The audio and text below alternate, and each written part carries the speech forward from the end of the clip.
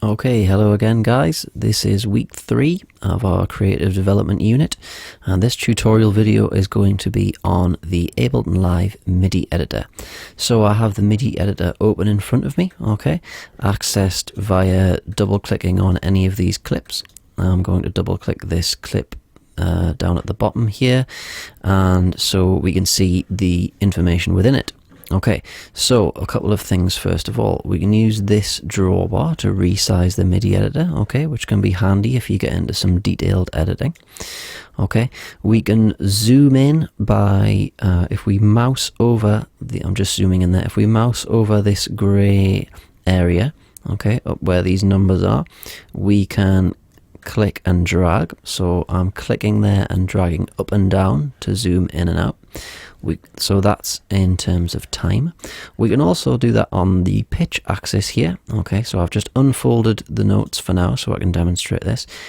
If we mouse over and get this magnifying glass again, click and drag left and right to do that. Okay, you can fold there to fold only the pitches that contain instruments within the drum rack, okay, or which contain MIDI notes on them. That's defaulting to fold with the other instruments because of a previous setting, but just know that that fold button is going to fold down the pitch axis to be a little bit more bearable for you to look at, rather than looking at every single pitch between C-2 and C8. Anyhow, okay. So we can zoom in and out by clicking and dragging up here and over on the left here.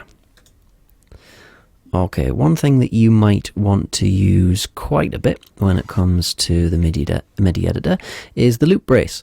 And we can position the loop brace by selecting an area in time and pressing Command and L. Alright, I'll just undo that. Why might that be useful?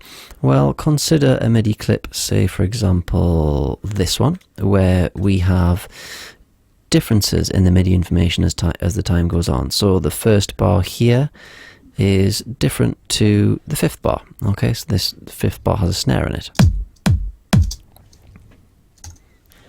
Let me just demonstrate that. There it is. Whereas this first bar has no snare at all. Okay, so all I'm doing there is I'm selecting the area in time, that's from 4 to 6, and pressing Command and L to move the loop brace, okay? So there's a quick and handy way to move the loop brace around. You can also click it and drag the loop brace, so you can click in this area here and move all of the loop brace if you want, or you can click and drag just the start of it, or just the end of it, okay? And that is another way of changing these numbers here, okay? So these are the numbers where you designate where the loop brace is.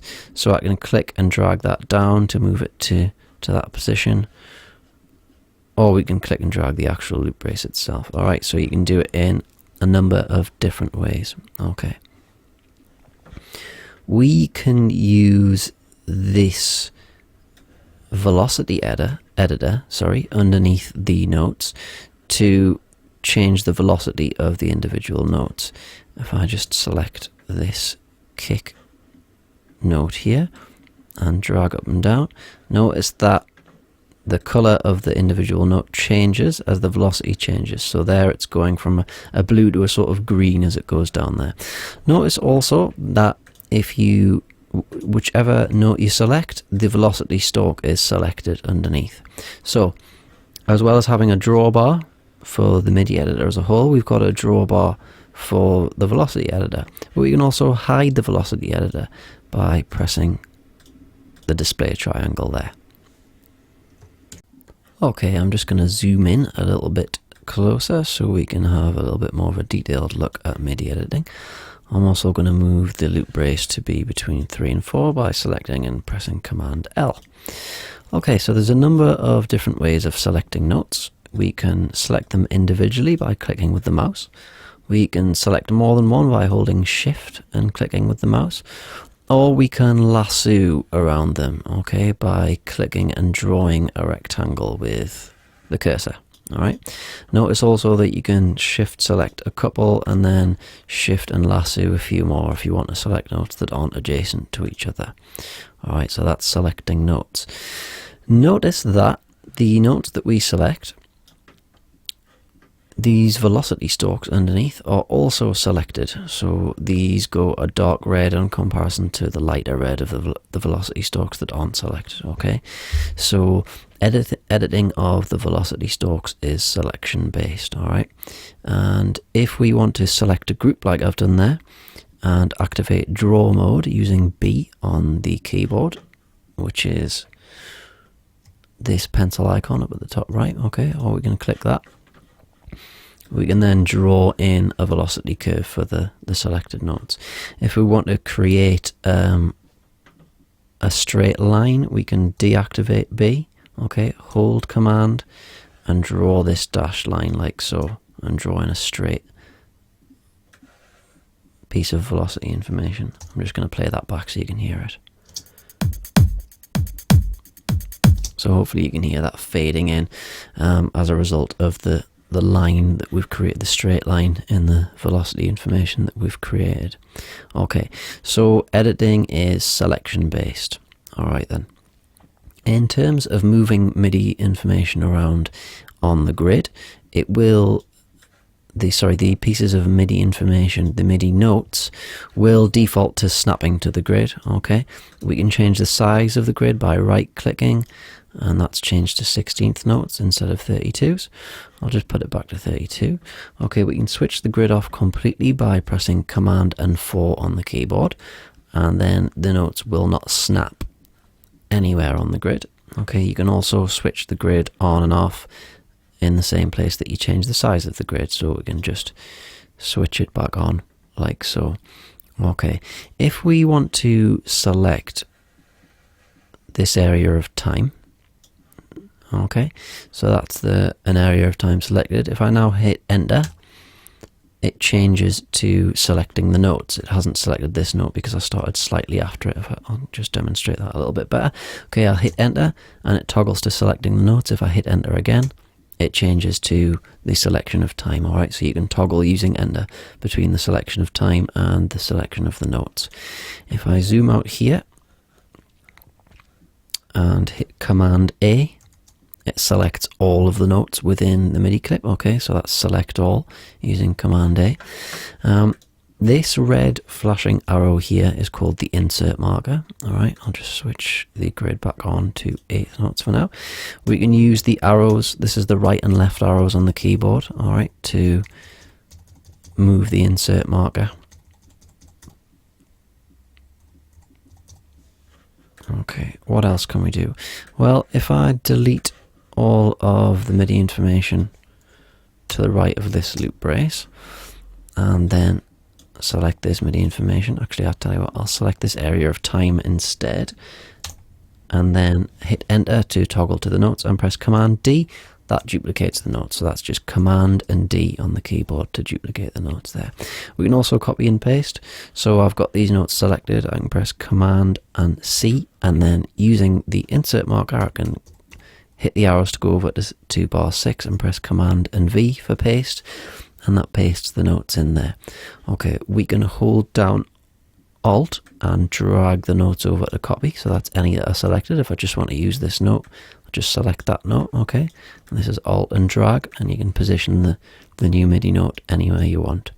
Okay, and just lastly for this selection section, we can select all of the MIDI notes that are on one particular note by clicking on the piano key like so, okay?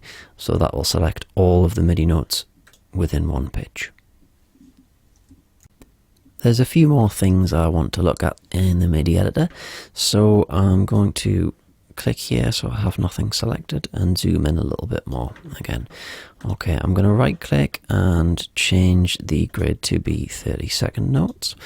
Okay, I'm going to select this hi-hat note, and if I move right and left, this is clicking right and left on the arrows on the keyboard, that moves to the next particular grid point. Okay, we can also click and drag the edges of the notes like so. Notice that that defaults to, well, it's going to two different spaces. The first place that it sticks to, if you like, is it sticks to the end of that 30-second note, and then the next place is the relative spacing. So that was the relative length of the note with regards to the grid. So it'll default to snap to there, and then it snaps to the relative place, and then snap to the grid point, and then the relative space, and then the grid point again. All right, so we can click and drag the end and the start of the MIDI notes as well. If we hold Command, you get this drawbar icon. So that's a quick way of changing the velocity without going down here into the velocity editor. Actually, I'll just make this a bit smaller. So you can hold Command and drag up and down on the mouse to change velocity. Okay. All right, I just want to look at quantizing MIDI information now. So I've got some hi-hat notes played in here, and this is something that you should look at with regards to week 1, where we looked at recording in live using the Novation Launchpad. Okay, so these notes have been played in live, and let's have a quick listen. So you should be able to hear there that they're not played particularly well. They could do with some quantizing to align the MIDI information with the grid within Ableton Live, so we can tighten it up a bit and make it sound a little bit better. There are 3 ways of quantizing information within Ableton Live. Okay, the first method is this method, where we do it by hand and we drag all the notes onto the grid. Okay, we've said already that notes will stick to the grid if the grid is switched on. All right, so let me just undo that. That's the first method. The second method is we highlight all of the notes like so, and we press Command, Shift and U on the keyboard, and we get this quantize options menu. Okay, so we get a few different options here. We get the option of the grid steps that we want to quantize the beat to. Okay, so this is all variations in size of notes and the size of the grid. So we'll change this to 16ths in this instance. We get a choice of adjusting the start or the end of the notes, okay, or both, incidentally. All right, so that means that so this is the start of the MIDI note and this is the end. So if we choose just the start, this MIDI note should slide over here. The start of the MIDI note will be on this line of the grid, or if we choose end, it will try to do both. All right, but for the purposes of today, we can just use start. That's absolutely fine. Then we get this amount. So this means that if we have it on 100, all notes are going to be moved all the way to next to the grid. Okay, if anything less than that, if we choose 80%, for example, then the notes are just going to be moved 80% of the way towards the grid, and that's a way to try and retain a bit of groove or a bit of human feel to some MIDI information that you're playing. While you still may want to quantize it and make it tighter, you may want to retain some of the feel, so that's why they give you those options. I'm just going to have it on 100% for now and zoom out. Okay, hit OK, and all of those notes snap to the grid. The other way of doing it is we go to the edit menu here and record quantization and choose one of these values. I usually choose 16th note quantization just as a default, and that's something that you would do before you play your MIDI information in, and that's with the method using the Novation Launchpad for the live input. Alright, so that's it for this week. I'll see you next week.